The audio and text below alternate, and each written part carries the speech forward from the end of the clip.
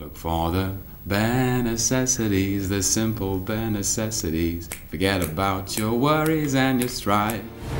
There was darkness. I actually think one of the most romantic films of all time is a Chinese film. It's In the Mood for Love.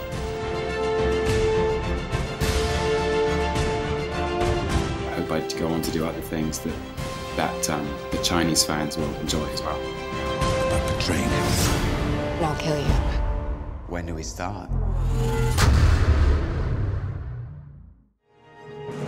凭借《雷神》中狡黠智慧的邪神洛基，英国演员汤姆·希德勒斯顿迅速走红全球。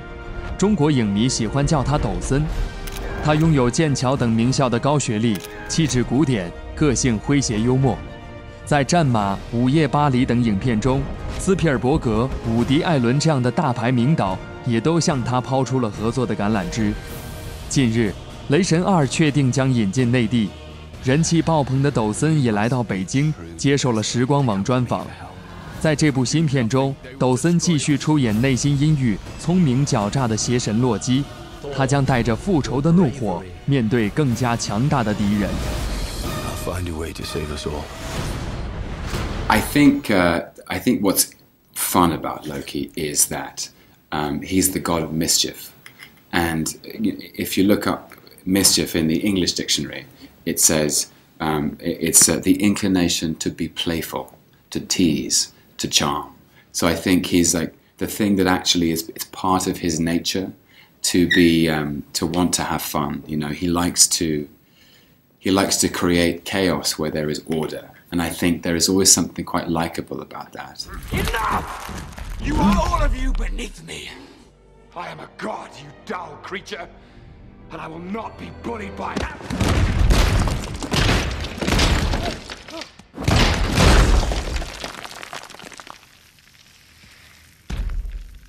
Puny god.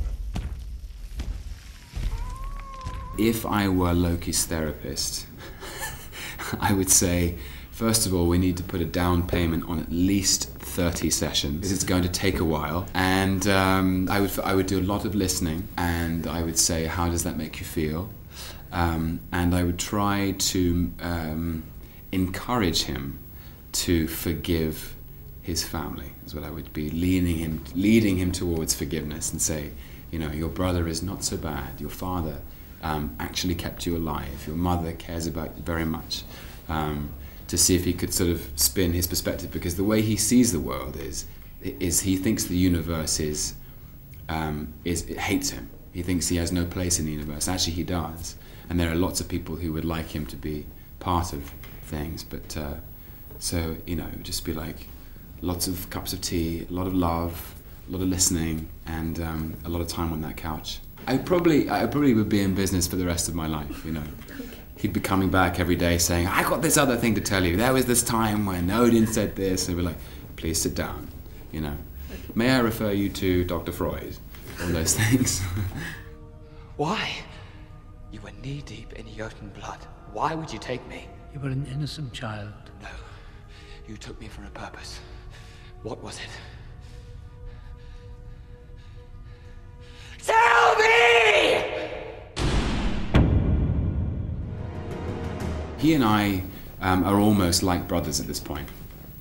We spent the last 5 years together, side by side, and we can't take each other seriously. Like when I'm with him on set, I feel like a child again, and we play stupid games and make each other laugh, and it's just a really nice relationship. It's a really good working relationship. I remember when we were shooting in Iceland a year ago in October 2012, and we were on top of a volcano, and it was -5. It was very, very, very cold, and we ended up, to keep ourselves warm, we ended up playing the silliest game. We just take the mickey out of each other most of the time. You must be truly desperate to come to me for help. What makes you think you can trust me? I don't. That hope no longer exists to protect you. You betray me, and I will kill you.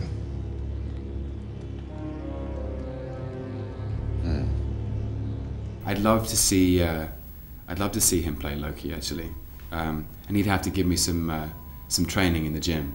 I don't think I have his arms, to be honest. But you know, I think it would be fun one day to see how that would be.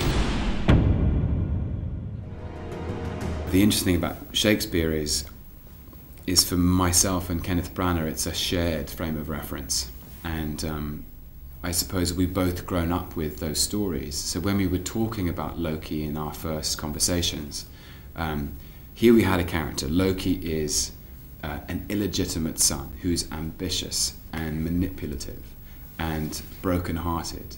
And Shakespeare is so full of these characters. So Edmund in King Lear is the illegitimate son. Macbeth is very ambitious. Iago in Othello is very manipulative. And Kenneth Branagh said he wanted Loki to have a lean and hungry look, which is how the treacherous Cassius is described in Julius Caesar. So there was all of this Shakespeare stuff that we were kind of pouring into the well, as it were, or the cocktail of Loki as we were making it. Yeah. I'd love to do a romantic comedy. I think one day that would be something to be really, really fun. I mean, some of my favourites are When Harry Met Sally and Woody Allen film Annie Hall and what else is a great? Four Weddings and a Funeral, Pretty Woman. I actually think one of the most romantic films of all time is a Chinese film. It's In the Mood for Love. It's not so much a comedy, but it's very romantic. So I'd love to do that. And what's my idea of perfect love? Oh goodness. For me, love is about acceptance, and I think there's a sonnet which describes it perfectly. Love alters not when it alteration finds. But to me, that sums up love. It's constant and doesn't change with the wind. When you apply to RADA in London, you have to do a Shakespeare monologue and a contemporary piece of drama. And I did something from Troilus and Cressida, and my contemporary piece was from Trainspotting. And then you have to sing a song a cappella, and I sang the Bare Necessities. It's one of my favorite songs, and it goes something like, look for the bare necessities, the simple bare necessities. Forget about your worries and your strife. I mean the bare necessities, or Mother Nature's recipes will bring the bare necessities of life.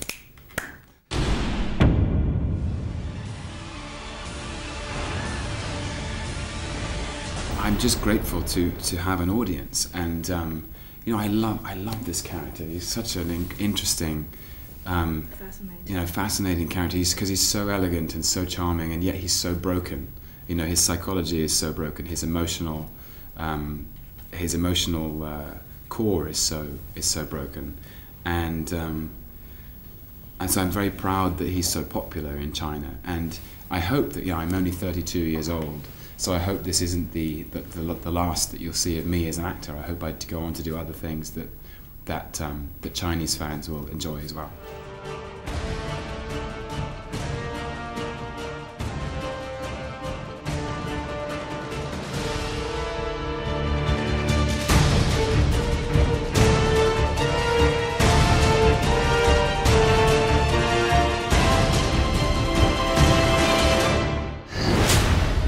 That was from New York.